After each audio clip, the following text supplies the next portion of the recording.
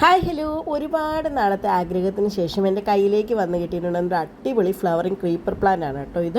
അപ്പോൾ ഈ ഒരു പ്ലാന്റ് ഇല്ലാത്ത വീടുണ്ടാവുമോ എന്ന് എനിക്കറിയില്ല കേട്ടോ. ഇല്ലാത്തവരുണ്ടെങ്കിൽ ഉറപ്പായിട്ടും വാങ്ങിക്കണം, കാരണം അത്രയ്ക്ക് അടിപൊളി.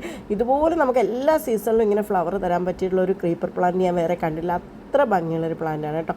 പണ്ട് കാലങ്ങളിൽ ഇതിങ്ങനെ പറമ്പിലൂടെയും അതുപോലെ റോഡരികിലും ഒക്കെ ഇഷ്ടംപോലെ ഉണ്ടായിരുന്നു. അന്നൊന്നും ഇത് ആർക്കും വേണ്ടായിരുന്നു കേട്ടോ. പക്ഷേ ഇപ്പോൾ ഇതിന് ഭയങ്കര വിലയുമാണ്. അതുപോലെ തന്നെ ഈ പ്ലാന്റ് എല്ലാവർക്കും ട്രെൻഡുമാണ്. അപ്പോൾ ഞാൻ ഈ പ്ലാന്റ് കൊണ്ടുവന്നപ്പോൾ പെട്ടെന്ന് തന്നെ കൊണ്ടുവന്നതുകൊണ്ട് ചട്ടിയൊന്നും വാങ്ങാനായിട്ട് പറ്റിയിട്ടുണ്ടായിരുന്നില്ല. അപ്പോൾ അതുകൊണ്ട് തന്നെ പഴയ ഒരു പോട്ടിൽ നമ്മുടെ മെലസ്റ്റോമയും അതുപോലെ ഇതിനകത്തൊരു 3 കാന്താരി നിൽപ്പുണ്ടായിരുന്നു കേട്ടോ.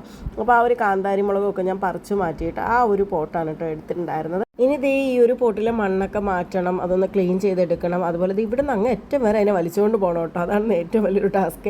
പിന്നെ ഇത് ഞാൻ കുറേ മണ്ണൊക്കെ മാറ്റി കേട്ടോ, ക്ലീനാക്കി മൊത്തത്തിൽ. അതുപോലെ തന്നെ ഉണക്ക ചാണകപ്പൊടി കയ്യിലുണ്ടായിരുന്നു, അപ്പോൾ അത് കുറച്ചൊന്ന് ഇട്ട് കൊടുത്തു.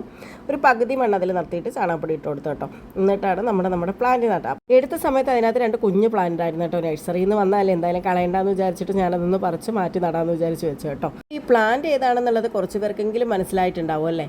യശോദപ്പൂ, കാട്ടുപുല്ലാനി, ഓശാനപ്പൂ, കുലമറിഞ്ഞി എന്നൊക്കെ വിളിക്കുന്ന നമ്മുടെ റംഗൂൺ ക്രീപ്പർ എന്ന് ഇപ്പോൾ നിലവിൽ അറിയപ്പെടുന്ന ഈ പ്ലാന്റ് തന്നെയാണ് താരം കേട്ടോ.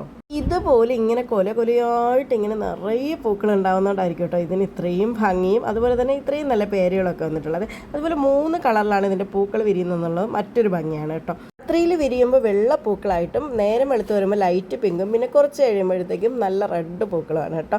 അപ്പോൾ ഈ ഒരു പ്ലാന്റ് ഇങ്ങനെ വെച്ചപ്പോൾ തന്നെ ഇതിൻ്റെ ആ ഒരു ഭംഗി മനസ്സിലായില്ലേ, എത്ര വലിപ്പമുള്ള പ്ലാന്റ് ആണെന്ന്.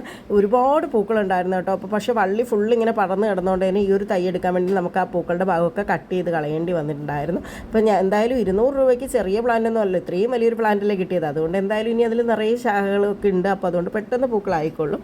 അപ്പോൾ നമ്മുടെ പ്ലാന്റ് ഇവിടെ ഞാൻ ഫുള്ളായിട്ടങ്ങ് സെറ്റാക്കി വെച്ചു കേട്ടോ. അപ്പോൾ ഇന്നത്തെ വീഡിയോ ഇത്രയേ ഉള്ളൂ. അപ്പോൾ ഇനി ബാക്കി അപ്ഡേറ്റ് പിന്നെ അറിയിക്കാൻ. Tata bye bye.